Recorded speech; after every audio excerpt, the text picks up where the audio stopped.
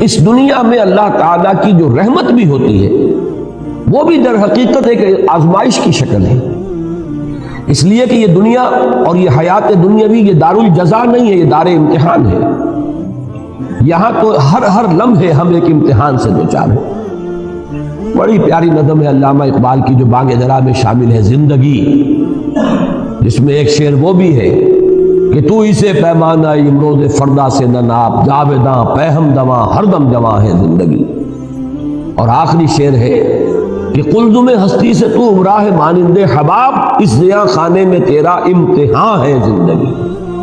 اور یہ در حقیقت ترجمانی ہے سورہ ملک کی اس آیت کی کہ ہم نے خلق الموت والحیات لیبلوکم ایکم احسن عملا۔ یہ موت و حیات کا سلسلہ، حیات مسلسل چلی جا رہی تھی، موت کا وقفہ ڈال دیا گیا، اس کے حصے کر دیے گئے تاکہ ایک چھوٹا سا حصہ علیحدہ کر لیا جائے، small chunk of our life, وہ علیحدہ کر لیا گیا تاکہ اس کو ایک امتحانی وقفہ بنا دیا جائے۔ قلزم ہستی سے تو براہ مانند حباب، اس زیاں خانے میں تیرا امتحان ہے زندگی۔ آگے چل کر اب زیادہ دور نہیں ہے، سورہ دہر میں بھی یہ مضمون آئے گا، سورہ ملک میں تو آ ہی چکا ہے بڑی وضاحت کے ساتھ، خلق الموت والحیات لیبلوکم ایکم احسن عملا۔ اور ہر لحظہ یہاں امتحان ہے، کبھی اللہ تعالیٰ کچھ دے کر آزماتا ہے، کبھی کچھ چھین کر آزماتا ہے۔ دے کر آزماتا ہے کہ بندہ شکر کرتا ہے یا نہیں، کبھی چھین کر آزماتا ہے کہ بندہ صبر کرتا ہے یا نہیں۔ ہر حال میں وہ میرے دامن سے وابستہ رہتا ہے یا نہیں، ہر حال میں راضی برضائے رب رہتا ہے یا نہیں۔ کہیں ایسا تو نہیں ہوتا کہ اگر نعمتوں کی بارش ہو تو ہم سے غافل ہو جائے، ہماری طرف سے منہ موڑ لے۔ کہیں ایسا تو نہیں کہ اگر کوئی تکالیف آ جائے، ہجوم کر جائے، تو پھر شکوہ اور شکایت کا لفظ زبان پر آ جائے۔ ہر حال میں ہونا یہ چاہیے کہ راضی برضائے رب رہے بندہ، چاہے یہ حال ہو چاہے وہ حال ہو۔ اس میں جو کلائمیکس ہے وہ سورۃ الفجر کی آیت ہے کہ انسان اگر اس دنیا کے اندر بدلتے ہوئے حالات کو چاہے، توحید مکمل ہے اس کی کہ وہ اللہ ہی کی طرف اس کو منسوب کر رہا ہے۔ فَأَمَّا الْإِنسَانُ إِذَا مَا ابْتَلَاهُ رَبُّهُ فَأَكْرَمَهُ وَنَعَّمَهُ فَيَقُولُ رَبِّي أَكْرَمَنِ۔ انسان کا عجیب حال ہے کہ جب اس کا رب اس کو خوب نعمتیں دیتا ہے، آزماتا ہے اس صورت میں کہ نعمتیں دیتا ہے، خوب اس کو اکرمہ عزت دیتا ہے، فیقول ربی اکرمن، تو وہ کہتا ہے مجھے رب نے عزت دے دی، باعزت بنا دیا، میرا اعزاز فرمایا۔ اب دیکھیے شرک یہاں نہیں ہے، وہ سب سے بڑی گمراہی جو ہے اس سے تو انسان بچا ہوا ہے، میرے رب نے مجھے عزت دی۔ شرک نہیں ہے، توحید موجود ہے، توحید میں کہیں کوئی اس میں کوئی خلا نہیں، کوئی نقص نہیں۔ وَأَمَّا إِذَا مَا ابْتَلَاهُ فَقَدَرَ عَلَيْهِ رِزْقَهُ فَيَقُولُ رَبِّي أَهَانَنِ۔ اور جب دوسری شکل میں اللہ تعالیٰ امتحان لیتا ہے کہ اس پر اس کے رزق کو تنگ کر دیتا ہے، ناپ تول کر دینے لگتا ہے، تھوڑا تھوڑا ایشو کرتا ہے، اس لیے کہ قدرہ کے معنی جو ہے وہ یہی ہے، اندازے سے دینا شروع کر دینا۔ ایک ہے بغیر حساب آ رہا ہے، اور ایک یہ کہ اب ناپ تول کر کے آ رہا ہے۔ فَيَقُولُ رَبِّي أَهَانَنِ، تو وہ کہتا میرے رب نے تو مجھے ذلیل کر دیا۔ اب ان دونوں جملوں میں توحید اور شرک کے اعتبار سے کوئی کمی نہیں ہے کہ کوئی گمراہی کی آپ نشاندہی نہیں کر سکتے۔ اللہ نے عزت دی اور اللہ نے ہی ذلیل کر دیا، لیکن فرمایا کلا، ہرگز نہیں۔ یہاں نفی کس اعتبار سے ہو رہی ہے کہ ابھی ہدایت کا ایک درجہ اور ہے۔ تم یہاں مال و دولت اگر مل گیا ہے تو سمجھ رہے ہو کہ یہ عزت ہے، اعزاز ہے، حالانکہ یہ بھی امتحان ہے۔ اور اگر کہیں تنگی آ گئی تم سمجھ رہے ہو یہ توہین اور تذلیل ہے، حالانکہ یہ بھی توہین اور تذلیل نہیں ہے، یہ بھی امتحان ہے۔ یہ دونوں کیفیات اس اعتبار سے برابر ہیں کہ یہ بھی امتحانی کیفیت، وہ بھی امتحانی کیفیت۔ ایک درجہ اس سے بھی اوپر ہے ہدایت کا، لَتَرْكَبُنَّ طَبَقًا عَنْ طَبَقٍ، ہدایت بھی درجہ بدرجہ آتی ہے۔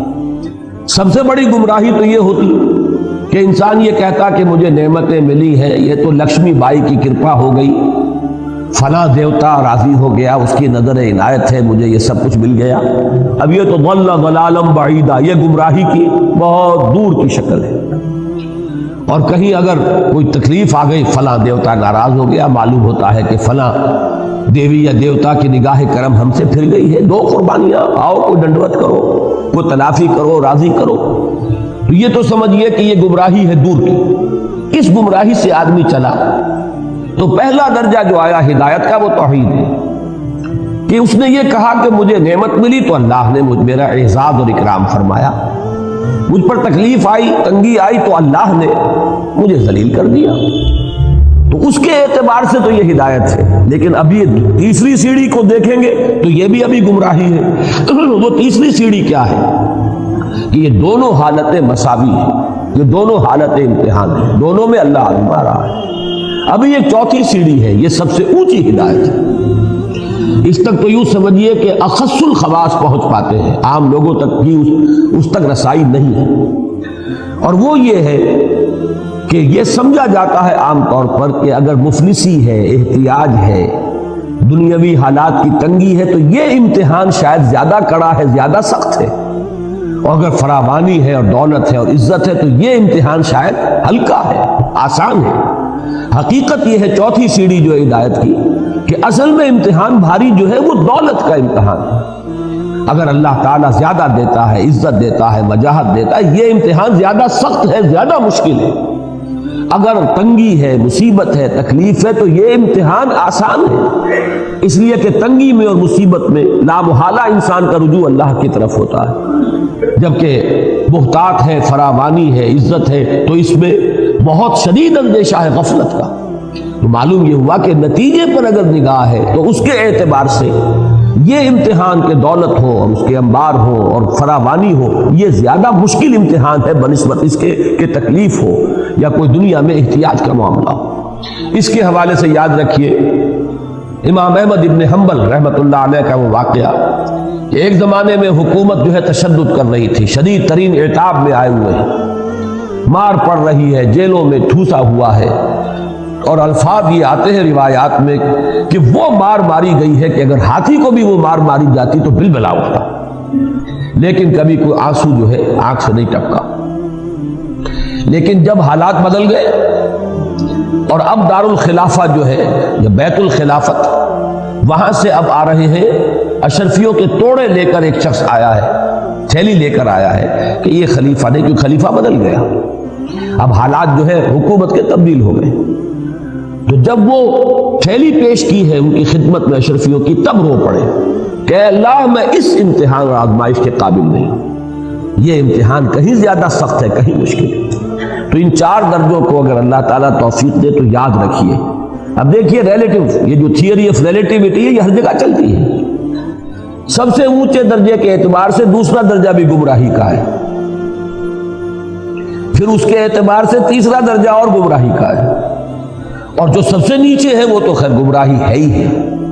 نیچے سے چلیں گے تو پہلے کے مقابلے میں دوسرا بھی ہدایت پر مشتمل ہے کہ آپ نے اگر دنیا میں خیر ملا، بھلائی ملی تو اسے اللہ کی طرف منسوب کیا، اللہ نے مجھے عزت دی، شرک سے تو بچ گئے۔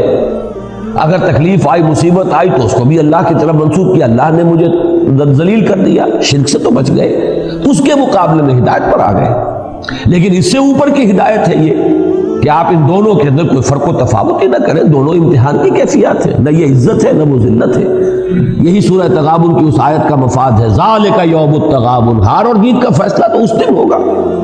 اس دن جو بری ہو گیا عزت اس کے لیے ہے، اور اس دن جو جہنم میں جھونک دیا گیا ذلت اس کے لیے ہے، چاہے دنیا میں قارون کی دولت اس کے پاس رہی ہو اور فرعون اور نمرود کا اقتدار جو ہے اسے حاصل رہا ہو۔